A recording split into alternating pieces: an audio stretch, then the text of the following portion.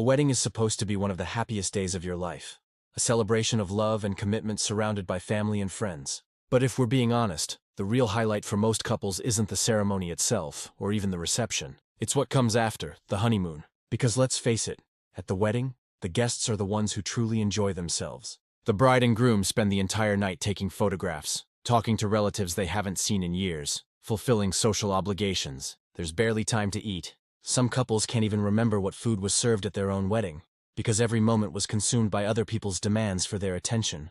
The honeymoon, then, becomes that precious respite where a couple can finally breathe, where they can relax together without the weight of expectation, where they can simply be two people enjoying each other's company in peace. But not every honeymoon is a tranquil escape. Sometimes, what should be the beginning of a life together becomes something far darker, far more sinister than anyone could have imagined. This is the story of Raja and Sonam, a couple who celebrated a beautiful wedding ceremony in May of 2025 in India, surrounded by their families and blessed with hopes for a bright future together. Just 12 days later, during their honeymoon, they vanished. And when they were finally found, several days after that, one of them was perfectly fine while the other was dead. What happened during those missing days? What transformed a romantic getaway into a crime scene? If you're drawn to unraveling the mysteries that hide beneath the surface of everyday life across Asia, subscribe to this channel. There are so many stories like this one waiting to be told, each revealing something profound about human nature and the secrets people keep. Let's begin by understanding who these people were before their paths crossed, before their fates became intertwined in tragedy. Sonam was born and raised in Indore, a major city in the Indian state of Madhya Pradesh. Her father was a self-made man who owned a factory that produced and sold wooden boards used in construction. He took enormous pride in what he had built, frequently telling his children the story of how he had arrived in the city with nothing, how he had constructed his empire from absolute zero, how it had taken 25 years of relentless work before he saw any real financial return.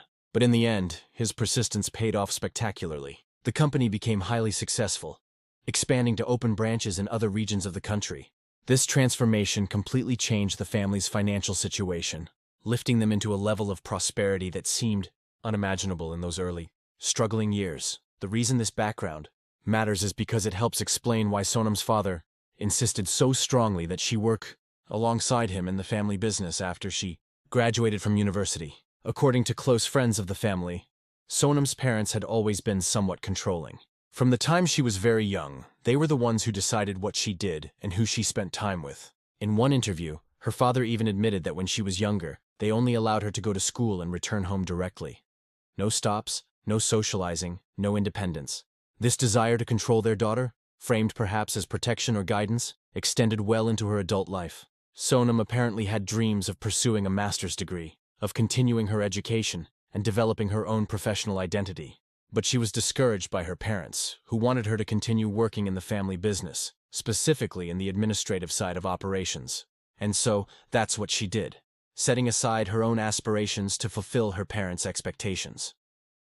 As you can probably gather, Sonam's family was quite traditional in their values and approach to life, so it's perhaps unsurprising that when it came time to find a husband for Sonam, they opted for the more traditional route, an arranged marriage. In India, arranged marriages remain quite common, particularly in families that hold traditional values. These arrangements happen because, for many families, marriage isn't just about two people falling in love. It's about uniting two families who share similar values, the same social status, the same religion. It's more a matter of compatibility and convenience than romance, at least initially. However, according to what I've researched, this tradition has been changing significantly in recent times. Some parents still help their children find potential partners, but it's the children who make the final decision about whether they want to proceed with the marriage. Couples typically meet beforehand, talk, go on several dates, and only then decide whether they want to marry. They aren't forced in most modern families, at least not overtly, and it was more or less in this manner that Sonam met a young man named Raja in October of 2024.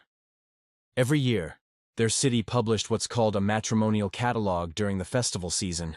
What is a matrimonial catalog? It's essentially a magazine filled with photos and descriptions of single people in the city. Their age, profession, religion, caste, educational level. Everything designed to help families find suitable matches for their children. It's almost like a menu of people, an analog version of dating apps like Tinder, but with far more parental involvement.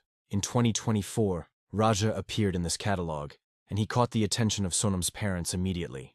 His family also owned a business, a furniture store that sold items made from the same type of wooden boards that Sonam's father's factory produced. The business connection was obvious, almost too perfect. Both families were successful. Both operated in related industries. Both were considered good families with solid reputations in the community. Raja seemed, on paper at least, to be an ideal match. The families began the process of getting to know each other. The traditional dance of arranged marriage where parents evaluate each other's suitability as much as the potential bride and groom do. Meetings were arranged, conversations were had, and eventually Raja and Sonam began spending time together, going on dates, getting to know each other under the watchful eyes of their families. By all accounts, things seemed to be going well. The couple appeared compatible. Their families approved. Wedding plans began to take shape. On May 10, 2025, Raja and Sonam were married in what was described as a beautiful ceremony. Family and friends gathered to celebrate. Traditional rituals were observed. Blessings were given. It was everything a wedding should be. Joyful, meaningful, filled with hope for the future. Photographs from that day show a couple who looked happy, who seemed ready to begin their life together. And for the first few days of their marriage, everything appeared normal. They settled into married life, presumably adjusting to living together, to being husband and wife, to all the small changes that marriage brings. But then, just 12 days after the wedding, something shifted. Sonam suddenly expressed a strong desire to travel to Meghalaya, a state in northeastern India known for its stunning natural beauty. Lush green hills, dramatic waterfalls, and extensive networks of hiking trails through pristine forests. It's a popular destination for tourists and adventure seekers, but it was also quite far from their home in Indore, and the trip seemed somewhat impulsive. There had been no previous plans for a honeymoon, no discussions about traveling. Raja, by all accounts, wasn't particularly adventurous. He wasn't the type of person who sought out challenging hikes or remote destinations. But Sonam insisted, even going so far as to purchase plane tickets for both of them. Interestingly, she only bought one-way tickets, with no return journey planned. At the time, this might have seemed like spontaneity, an open-ended adventure where they'd decide when to come home based on how much they were enjoying themselves. In retrospect, it would appear far more sinister. The couple flew to Meghalaya and checked into a guest house in Shillong, the state capital. They spent a day or two in the area, and then on May 24th, they decided to embark on a trek to Umian Lake, a scenic body of water surrounded by forested hills. Several witnesses later reported seeing the couple on the trail that day. But what caught people's attention, what would later become crucial to the investigation, was that Raja and Sonam weren't alone. 3 men were seen following them, maintaining some distance but clearly tracking the couple's movements through the forest. At the time, other hikers probably assumed they were just fellow tourists, perhaps part of the same tour group, or simply traveling the same popular route. No one thought anything was wrong. No one intervened or asked questions, and then Raja and Sonam vanished.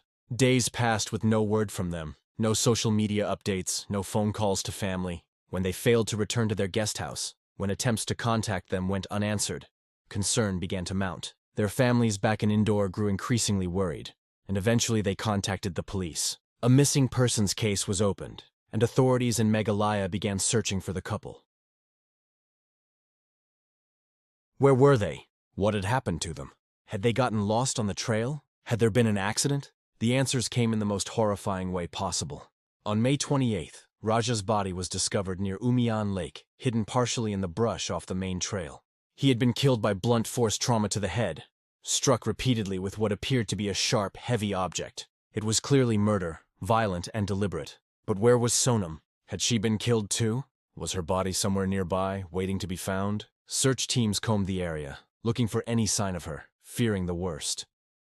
3 days later, on May 31st, Sonam was found alive. She was discovered wandering alone, seemingly disoriented, claiming that she had been attacked by unknown assailants and had somehow managed to escape, fleeing into the forest where she'd been lost and alone for days. It should have been a relief.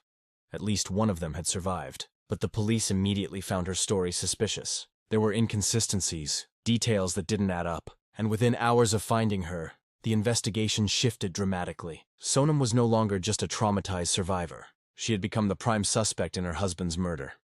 The police's suspicion centered on several key discoveries. First, there was that 6-hour phone call. 5 days after their wedding, while they were still newlyweds, supposedly in the blissful early stage of marriage, Sonam had made a call in the middle of the night that lasted 6 hours. 6 hours is an extraordinarily long time to be on the phone with anyone, let alone in the early hours of the morning when most people are asleep. Who was on the other end of that call? A man named Rajesh. Now things get a bit confusing because the victim, Sonam's husband, was named Raja, and this other man was named Rajesh. Two very similar names that are easy to mix up, but representing two very different people in this story. This Rajesh worked at Sonam's father's factory, and all evidence suggested that Sonam and Rajesh had met there, had gotten to know each other there. According to police, the two had been involved in some kind of romantic relationship. The theory that began to emerge was devastating in its implications. Sonam had been in a relationship with Rajesh when she was introduced to Raja through the matrimonial catalog. Perhaps her family didn't know about Rajesh. Perhaps they did but considered him unsuitable for some reason. Wrong social class, wrong family background, wrong prospects. Whatever the case, they had pushed forward with the arranged marriage to Raja, seeing him as the better match, the more appropriate husband for their daughter. But Sonam hadn't wanted to marry Raja. She wanted to be with Rajesh, and so, according to the police's theory, she and Rajesh had conspired to eliminate Raja during the honeymoon, freeing her to be with the man she actually loved. The evidence supporting this theory was substantial and disturbing.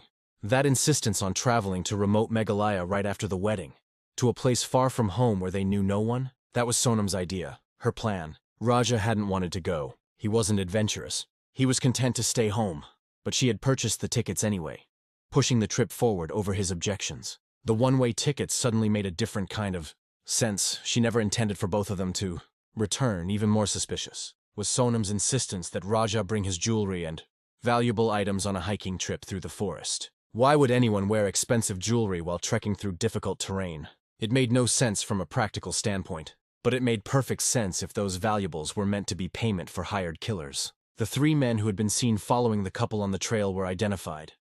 Anand, 23 years old, Vishal, 22, and Akash, just 19. And here's where the conspiracy deepened. Rajesh knew all three of them. They were his contacts, his associates. Police believed that during that 6-hour phone call 5 days after the wedding, Sonam and Rajesh were planning everything, discussing how to get Raja to Meghalaya, how the murder would be carried out, what the payment would be, how Sonam would stage her own disappearance to avoid suspicion. The day after that marathon phone call, Rajesh met with the three young men at a cafeteria, presumably finalizing the arrangements. The theory is that these three men approached the couple on the trail pretending to be fellow tourists, establishing a casual rapport, and then at some isolated point along the path, they attacked Raja with a blunt, sharp object, killing him and taking the jewelry Sonam had insisted he bring as their payment. Sonam either participated directly in the murder or stood by while it happened, then fled into the forest to create the appearance that she too had been attacked and had barely escaped with her life. All 5 suspects, Sonam, Rajesh, Anand, Vishal, and Akash, were taken into custody, held for at least 8 days of interrogation. Sonam and Rajesh remained in custody longer as the primary suspects, but no conviction has been issued yet. The case remains technically open, moving through the slow machinery of the Indian justice system. In the meantime, 2 conflicting narratives have emerged in the media and in public opinion. According to the Meghalaya police, Sonam is a cold, calculating killer who orchestrated her husband's murder so she could be with her lover.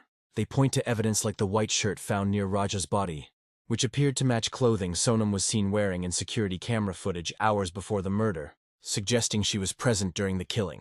They point to the suspicious phone call, the convenient travel plans, the hired killers, the payment in jewelry. To them, the case is clear. This was premeditated murder motivated by a desire to escape an unwanted arranged marriage and be with her true love. But Sonam's family, at least initially, maintained her innocence. Her father believed his daughter was being used as a scapegoat, that the Meghalaya police wanted to close the case quickly and had simply found someone convenient to blame. He couldn't reconcile the daughter he knew, the obedient girl who had always done what her parents asked, with the cold-blooded killer police were describing. However, this unwavering support eventually cracked. After reviewing the evidence, after seeing what police had uncovered, even Sonam's own brother gave an interview stating that he believed his sister was involved in Raja's death. There's video of him embracing Raja's mother, both of them weeping. The brother offering apologies on behalf of his family for what his sister had allegedly done. Most recently, news sources have reported that Sonam confessed to the crime during police interrogation, allegedly admitting that she had played a role in Raja's assassination. However, It's important to note that under Indian law, confessions made outside the presence of a magistrate cannot be used as evidence in court. So even if she did confess to police, that confession may not be admissible at trial, meaning the prosecution will need to rely on other evidence to secure a conviction. Last month, in September 2025, a charge sheet of nearly 800 pages was filed formally accusing Sonam, Rajesh, and the 3 other co-conspirators of plotting and carrying out Raja's murder. They haven't been convicted yet, but things look extremely bad for them. The fact that even Sonam's brother, after reviewing this extensive report, after seeing the evidence police have compiled, no longer believes in his sister's innocence suggests that the case against her is quite strong. The evidence must be compelling indeed if it convinced her own family of her guilt. As we step back from the specific details of this case and examine what it reveals, we're confronted with questions that have no easy answers. Was this truly a conspiracy born from forbidden love? A young woman so desperate to escape an arranged marriage that she was willing to commit murder? Or is there more to the story? Nuances we don't yet understand because the investigation is ongoing and not all information has been made public. What we do know is that Raja, who by all accounts was simply living his life, who had entered into a marriage he believed was mutually desired, who thought he was beginning a happy future with his new wife, was brutally killed during what should have been one of the most joyful periods of his life. His family is left with unanswered questions and unbearable grief. His mother weeps for a son who will never come home. His relatives struggle to understand how a marriage that seemed so promising could end in murder just days after the ceremony. And perhaps most tragically, they may never know with certainty whether Raja realized what was happening in his final moments, whether he felt betrayed by the wife he had just married, whether he understood that the woman he thought he would grow old with had instead orchestrated his death. For Sonam's family, the tragedy is different, but no less profound. They raised a daughter, controlled her life in ways they thought were protective, arranged what they believed was a good marriage to a suitable man, and now they must grapple with the possibility that she is a murderer. If the allegations are true, if Sonam did conspire with Rajesh to kill Raja, then her parents must ask themselves difficult questions. Did their control push her to this desperate act? If they had allowed her to choose her own partner, to pursue her own dreams, to live with more autonomy, would things have turned out differently? Or was there something in her character, some capacity for violence and deception, that they failed to recognize? The case also raises broader questions about arranged marriages in modern India.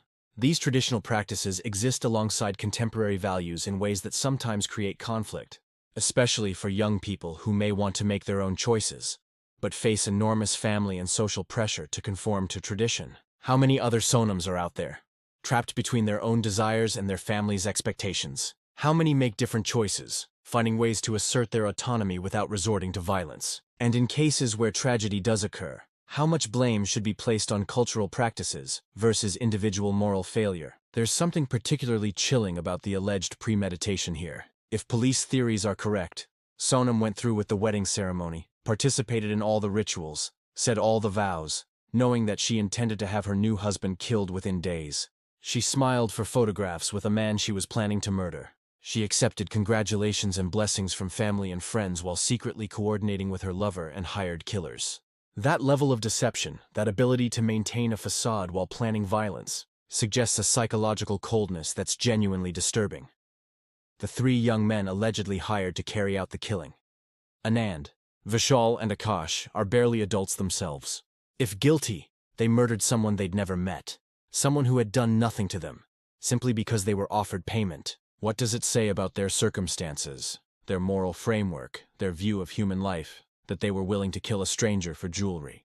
Were they desperate for money? Were they simply amoral opportunists? Or did Rajesh, who allegedly recruited them, manipulate or coerce them in ways we don't yet understand? And Rajesh himself remains something of a cipher in this story. What kind of person agrees to help murder their lover's new husband? Was he genuinely in love with Sonam and saw this as the only way they could be together? Was he manipulating her, using her attachment to him to orchestrate a murder that served his purposes? Did he feel any guilt or hesitation? Or did he approach the planning with cold calculation?